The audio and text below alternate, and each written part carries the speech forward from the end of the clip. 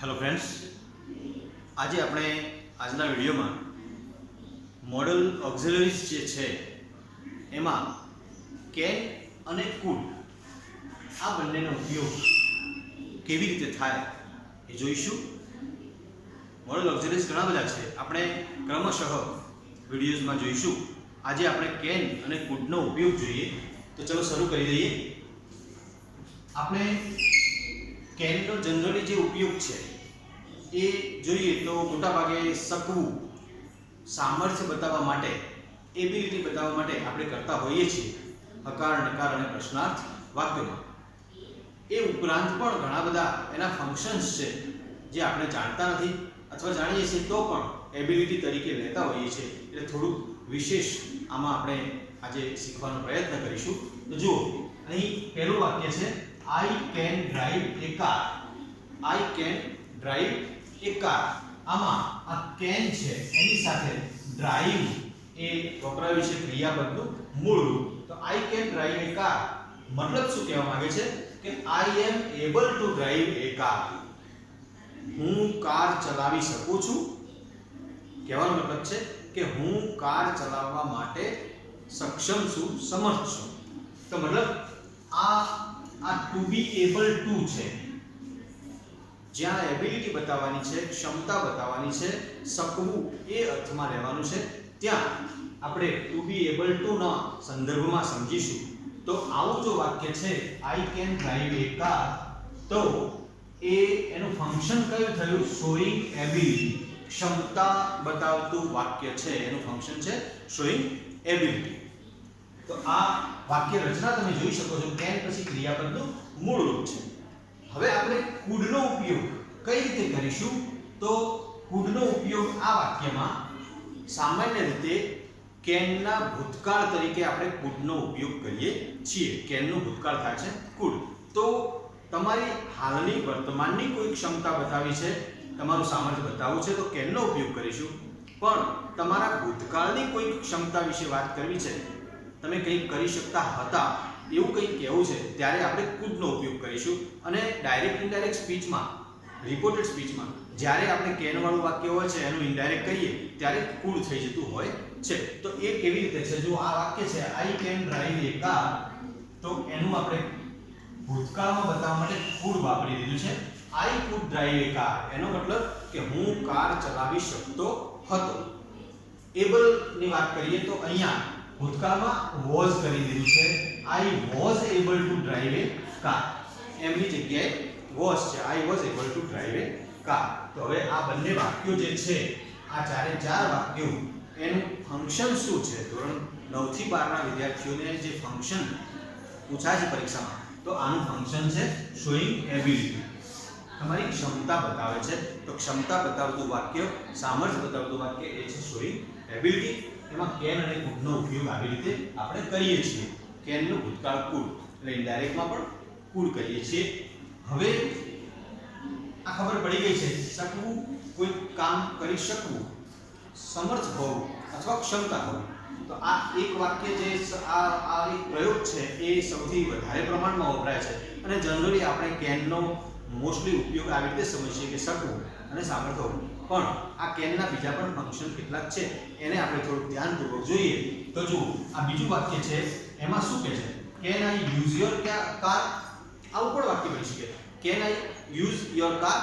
હવે જુઓ, તો આ જે છે એ વાક્ય સામર્થ્ય બતાવતું નથી. આ વાક્ય શું બતાવે છે? Can I use your car, તો એ તમે કોઈકની પરવાનગી કે પરમિશન માંગો છો, રજા કે મંજૂરી માંગો છો. એ છે સીકિંગ પરમિશન. એનું ફંક્શન કયું થયું? Seeking permission. પહેલું હતું એક ક્ષમતા બતાવતું હતું, અને આ છે એ પરમિશન માંગવા માટે તમે આ વાક્ય પ્રયોગ કરો છો. એમાં પ્રશ્ન કરો છો, કેન વાક્યની શરૂઆતમાં છે can I use your car. હું તમારી કાર વાપરી શકું? તો તમે રજા માંગો છો, પરવાનગી માંગો છો, અને એના માટે કેનનો ઉપયોગ કેવી રીતે કરો છો એ આ વાક્ય છે. તમે જોઈ શકો છો, વાક્ય પ્રશ્નાર્થ હોવાથી વાક્યની શરૂઆતમાં કેન આવી ગયું છે અને ક્રિયાપદનું મૂળ રૂપ છે. હવે આપણે કેન અને કુડ સાથે જઈએ છીએ. તો આમાં જે કુડ છે, could I use your car please? Food I use your car please? તો હવે આ શું કહેવા માંગે છે? જુઓ, અહીંયા પ્લીઝ છે અને અહીંયા કુડ છે. આ પણ વાક્ય તો પરમિશન માંગવા માટે જ છે. Can I use your car અને could I use your car please, આમાં શું ફરક છે? તો કુડનો ઉપયોગ અહીં વધુ વિનમ્રતાપૂર્વક, ખૂબ જ વધારે પડતી નમ્રતાપૂર્વક તમે કોઈકની પરમિશન માંગી રહ્યા છો. Can I use your car એ સામાન્ય પરમિશન માટે વાક્ય છે. જ્યારે કેનની જગ્યાએ કુડ વાપરો છો ત્યારે વધારે મોર પોલાઇટ એ વાક્ય બની જાય છે કે food I use your car please. તો જુઓ, અહીંયા કેન અને કુડનો ઉપયોગ શાના માટે થયો છે? સીકિંગ પરમિશન, રજા માંગવા માટે થયો છે. પ્રથમ વાક્યમાં ક્ષમતા દર્શાવવા માટે થયો હતો, એમાં ભૂતકાળમાં કુડ આવ્યું હતું, અને અહીં પરમિશન માંગવા માટે થયો છે. એટલે આ વસ્તુ ધ્યાનમાં રાખજો કે કેન માત્ર ક્ષમતા બતાવતો નથી, પરમિશન, સીકિંગ પરમિશન માટે કે રજા લેવી હોય તો પણ કેન વપરાય છે. એનું ફંક્શન આ હશે, સીકિંગ પરમિશન. હવે અહીં જુઓ, you can use my car. આના આ પરમિશન વાળા વાક્યમાં જ એક વાક્ય નવું આવ્યું, you can use my car.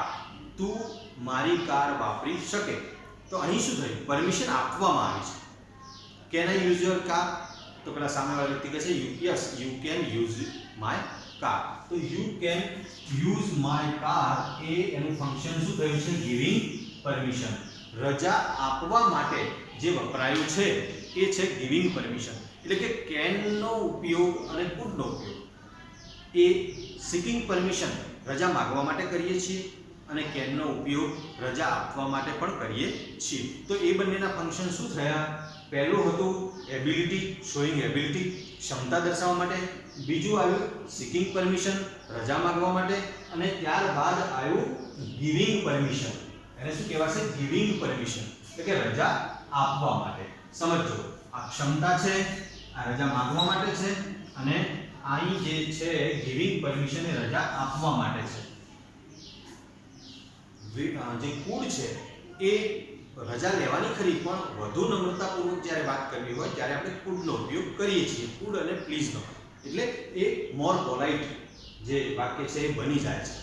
હવે અહીં આ ત્રણ થઈ ગઈ, એ તમને ખ્યાલ આવી ગયો છે. ક્ષમતા, રજા માંગવા માટે અને રજા આપવા માટે કેન વપરાય છે.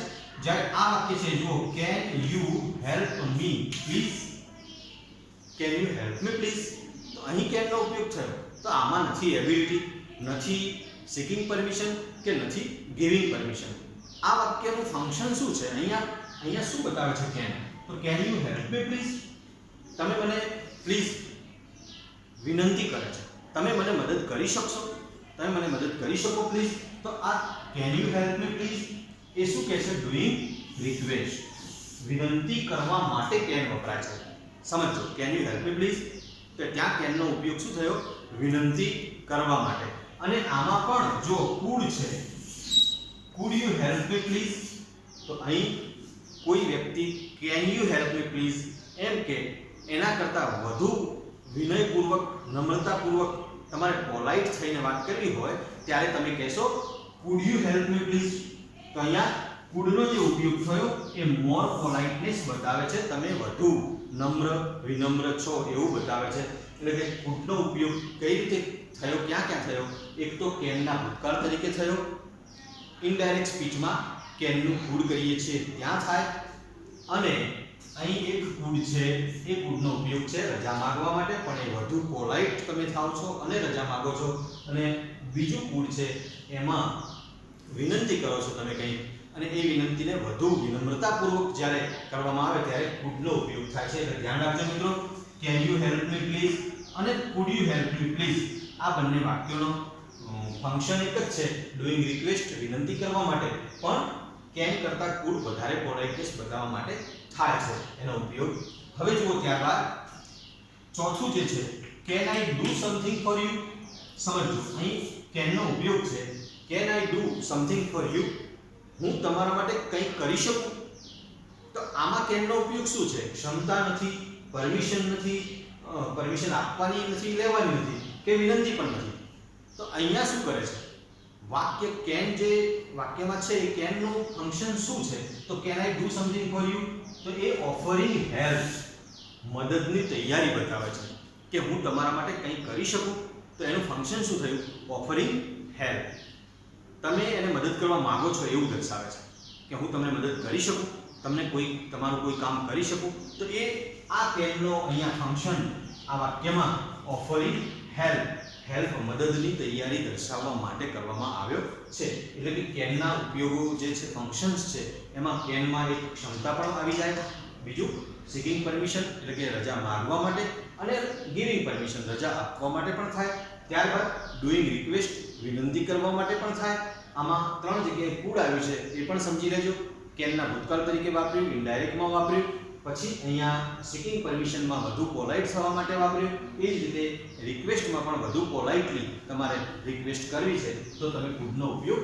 કરી શકો છો ત્યારબાદ હવે જુઓ અહીંયા પાંચમા વાક્યમાં you cannot talk in the library આ વાક્ય શું છે you cannot talk in the library you cannot talk in the library you cannot talk here you cannot talk in the class તો અહીંયા you cannot મતલબ તમે આ નથી કરી શકતા તમે લાઇબ્રેરીમાં વાત કરી શકતા નથી તમે ક્લાસરૂમમાં વાત કરી શકતા નથી તમે અહીં વાત કરી શકતા નથી તો અહીંયા કેનનો ફંક્શન શું છે તો એ છે કે શોઈંગ પ્રોહિબિશન એટલે મનાઈ સખ્તાઈપૂર્વક જે વાતની મનાઈ છે કે તમે એ વાત ના કરી શકો તો અહીંયા કેનનો ઉપયોગ છે મનાઈ ફરમાવવા માટે મનાઈ દર્શાવવા માટે તો અહીંયા આવી રીતે કેનનો ઉપયોગ થયો છે you cannot talk in the library તમે લાઇબ્રેરીમાં વાત કરી શકો નહીં તો સમજો કે અહીં ક્ષમતા નથી પરમિશન નથી રિક્વેસ્ટ નથી ઓફરિંગ હેલ્પ પણ નથી પણ શું છે શોઈંગ પ્રોહિબિશન છે યાદ રાખજો પ્રોહિબિશન એટલે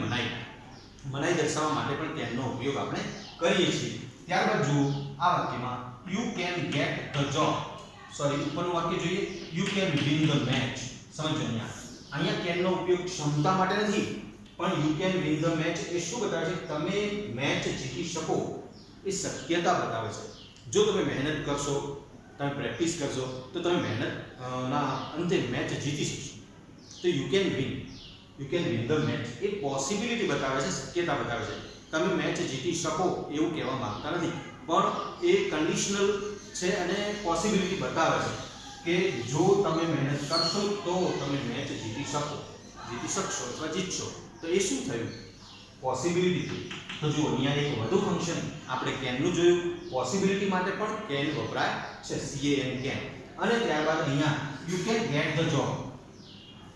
ગેટ ધ જોબ તમને જોબ મળી શકે તો એક ઓપોર્ચ્યુનિટી છે you can apply for the job you can get the job તમે જોબ માટે લાયક છો તો તમને જોબ મળી શકે તો એ જોબ મળવાની જે વાત છે એ શું બતાવે છે ઓપોર્ચ્યુનિટી બતાવે છે ઓપોર્ચ્યુનિટી એટલે તક અને પોસિબિલિટી એટલે શક્યતા તો સમજો મિત્રો કે કેનના કેટલા બધા જુદા જુદા ઉપયોગ આપણે જોયા આપણે માત્ર આ સમજીએ છીએ એ નથી માત્ર ક્ષમતા દર્શાવે છે એવું નથી ક્ષમતા તો દર્શાવે જ છે એમાં આગળ આપણે વધીએ તો સીકિંગ પરમિશન યાદ રાખજો ગિવિંગ પરમિશન પણ યાદ રાખજો વાક્યનો પ્રકાર જોઈ લેજો પરીક્ષામાં પૂછી શકાય અને ત્યારબાદ ડુઈંગ રિક્વેસ્ટ વિનંતી કરવા માટે પણ અને ઓફરિંગ હેલ્પ મદદની તૈયારી માટે પણ શોઈંગ પ્રોહિબિશન સખ્તાઈપૂર્વક કોઈ વાત તમે મનાઈ ફરમાવો છો એના માટે શોઈંગ પ્રોહિબિશન છે શોઈંગ પોસિબિલિટી એટલે શક્યતા બતાવે છે અને શોઈંગ ઓપોર્ચ્યુનિટી એટલે તક બતાવે છે તો કેનના આટલા વિવિધ ઉપયોગો છે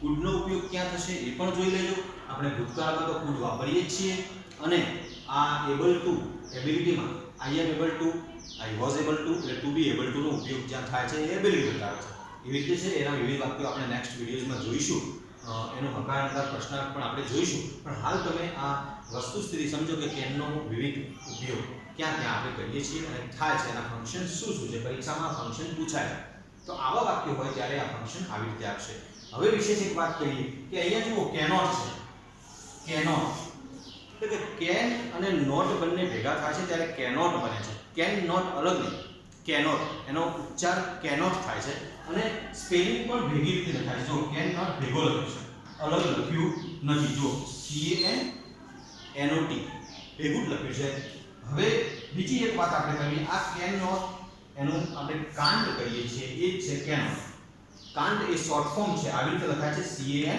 લોક ચિહ્ન અને પછી ટી છે કાન.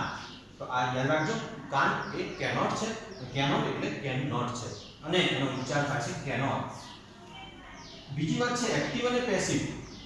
આપણે ભવિષ્યમાં જોઈશું એક્ટિવમાં અને પેસિવમાં કેવી રીતે વાક્ય બને છે. એક્ટિવ વોઇસમાં છે કેન અને કુડ પ્લસ મૂળ.